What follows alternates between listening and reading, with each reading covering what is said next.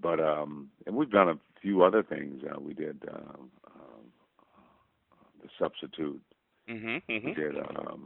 did a movie called uh, some TV movie, but we worked a few times over the years, and I run into Nick Nolte from time to time, and so it's Joy Montaigne is one of my closest friends, and he was in that, and Yes. so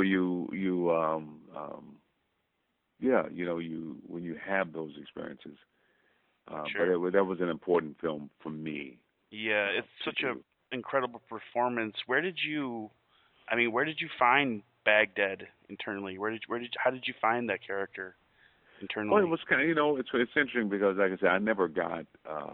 I remember Roger Ebert, I think, in the Chicago Tribune said, "It's a wonderful performance where an inmate comes in and sings a song." And I'm like, an inmate comes in, I mean, at least you could mention my friggin' name. Right. I mean, it's Mhm. like, so it's been a lot of the stuff that I've done. I haven't really, it sort of get recognition from people, but somehow it ends up getting overlooked. But I always saw that character, um, and I didn't get the chance to meet him, but the director did, and but we had some similarities. He had the year I went to college, um, at the age I went to college, he went to prison, Mm. and I always wondered if I had spent the next 15 years developing in prison as opposed to the things that I did, uh, where would I be? Where would my mindset be? I mean, and this is a guy who's, life just goes on a whole different trajectory, and suddenly, I mean, I don't know, and I think this way characters are. I used to think in the old days that you could actually develop a totally different character that was different than you, but I don't think so. I think it's always you in a different situation, a different environment, and with different circumstances. When I did The Hand Rocks the Cradle, Mhm. it was when I picked fruit. I remember I used to latch on all these older men looking for a father figure because I didn't have a father. And one guy, I used to help him out. He used to drive a truck to the fields. And one day I was picking cantaloupe, and some of the white owner and some other men were around, and he was a drunk, and he was making a joke, and they were laughing at me picking this, and I just kind of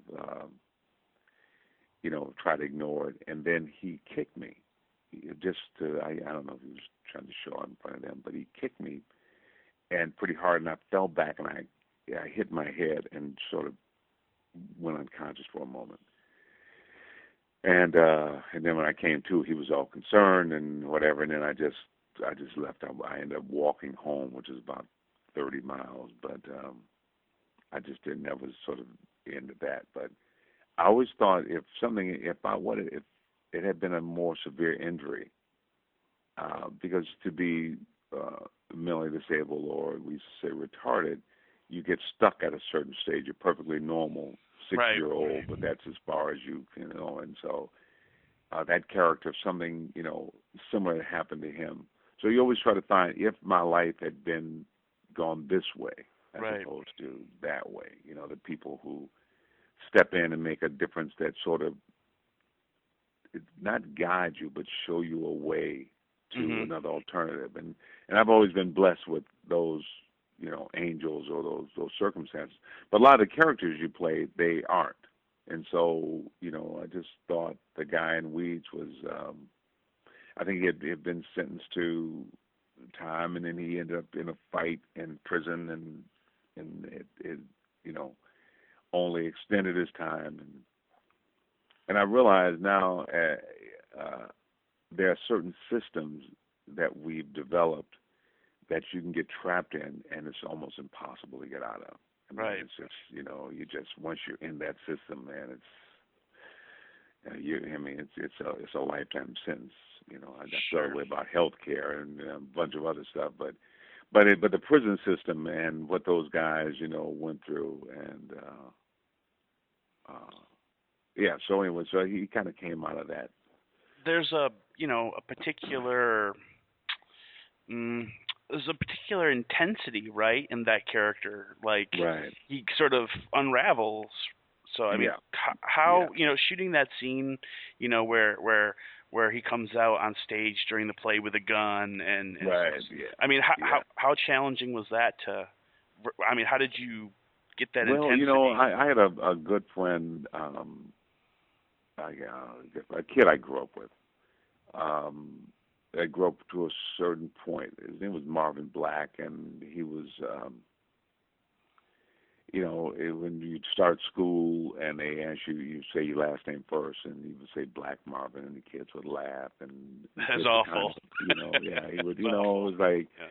and then but his dad was a cool, but he was adopted, and he knew he was adopted, and so it was always trouble. He was always getting in trouble, and um, so he robbed somebody or did something. He was only like 14, and Marvin um, ended up getting sentenced to 10 years in prison.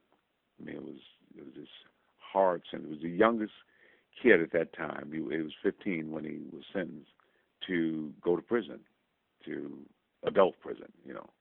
They sentenced him to prison, and he spent maybe about 5 years, but he got out, and he came back to town. Of course, he was always a little odd and never really quite fit in, but he really was outside, and he tried. He couldn't connect. He couldn't. It was a girl he liked, and he started going to this church that she went to, and then she yelled at him, and he ended up just unraveling and did what that character did basically, and ended up getting arrested and went back to prison. And he's really been in prison, I think, his whole life. I mean, every time he Mhm. gets out, he'd go and rob a store and then wait for the police to come and arrest him. I mean, it's Mm. because, and he said, I don't know, I don't understand.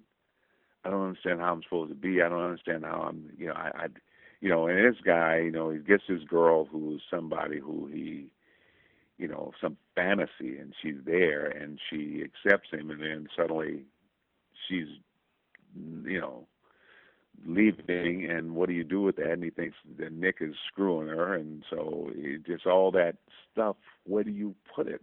Mhm. I mean, we don't. There's not a lot in this society that helps us figure out what to do with it, and so you just end up just exploding. I think, Mhm.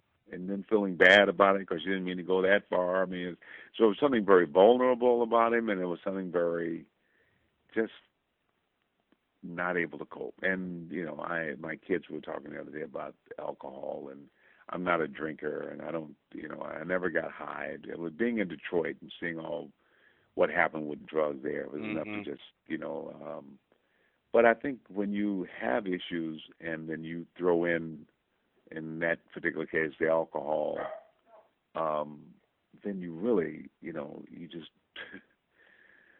you really open yourself up to a nightmare. Sure. And so I think all those things are thinking along those lines and how does, but all those characters. I mean, I look in life and I see a lot of people. They're all in me. They're all a part of me. I mean, it's just. I mean, I make a different choice, but I see people making choices. And I see people, and I know that some part of me is is capable. I like to think that that there's a certain awareness, a certain light that won't allow you to go there, but we all have the capacity to go there. Sure. Absolutely. So Yeah. I see people go, this person. We get in this need to want to punish people, but that I think makes us feel more, you know, better about ourselves. But truth is,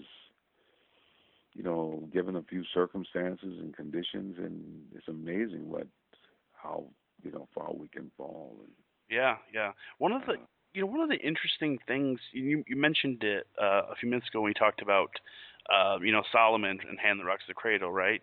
And I read a quote where you said that you thought that Solomon was a better person than you were.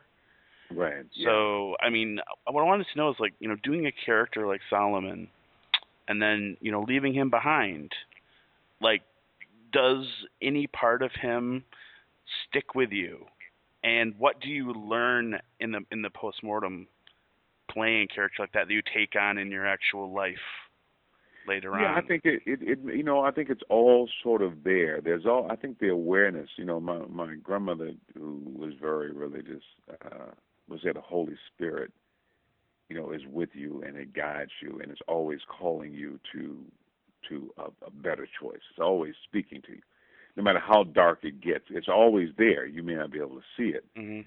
We cover up, we hide from, what was Nelson Mandela did a thing about our greatest fear, which was Merriam Williamson, I think, wrote the poem. But our greatest fear is not that we are weak, but that we are greater than we give ourselves credit for. We don't want to. We cover up that light. We cover up this part, but it's always there. It's always calling. So I think as an actor, you find that place that is always there within you, and you sort of magnify it. Certain characters, and there was a certain innocence, and there's strength in innocence. I think there's something noble in that innocence is pure, and so and some people seem to have tapped into that more than others. And so yeah, there's a part of me. I mean, it's hard to live your day-to-day life, but it's an awareness when you get to that place and you remind yourself that yeah, this is. I think that character. I did The Great White Hope on stage Mhm. for a couple of years. I did it in Minneapolis, and then I did it in Los Angeles. And that was this guy was so dynamic and so amazing. And when I was in that character, when I walk on stage, people loved this guy. I mean, I could just feel it. Women just thought this guy was. And when I could hold on to that character, even after the play was over, I mean, it was like it was a chick magnet. I mean, women were just, it was a part of me that kind of didn't want to go back to Ernie Hudson. I'm like, this is kind of cool. I mean, it's the Mhm. way he walked, the way he sort of was that people kind of got, um, but you have to let it go. I mean, it's like it's not who I am. I'm playing this guy who I've sort of taken his background. I've sort of added these things up. I've sort of Mhm. found him, but he's always within you. Right. So you have this capability, but I'm just not that attractive. Jack Johnson is, but me Mhm. personally, and so, when I walk into a bank in character as Jack Johnson, and people would look at me, and then they'd step out of line to allow me to go first. It was weird. It Mhm. happened all the time. People just sort of would part the ways. When I go in as myself, people like get your ass in back of the line. I mean, it's like you're not getting. So Mhm. it's a whole different. Because I think we project certain things. We Sure. Right. project. Where how we see our perspective on how we see the world, and people get it. I think. Sure. Do So. do your characters when they leave you, do they have the potential to pop up years later again without you knowing? Yeah, but you can't. Almost like I think they come out at times. Mhm. You find things that you didn't know was there. You find certain strengths. You find that there's certain things that you didn't know you could do. We work on a character, and this character has this ability, and suddenly, when you find the character, you can draw on that, and just maybe something you you know, didn't realize or never thought about before. Sure. But so it's always there, but then there's a part that we are who we are, and I think that's you know. Or who we perceive of, because we're all of it. But then in this personality, in this is who I am, and this is who I'm. But yeah, and I think that that I'm capable of being very you play a character like I did this thing called Butter, and he's trying to be the studio guy, and so you can cut people pretty short, and you can I have that ability, but I'm not comfortable being that. Sure.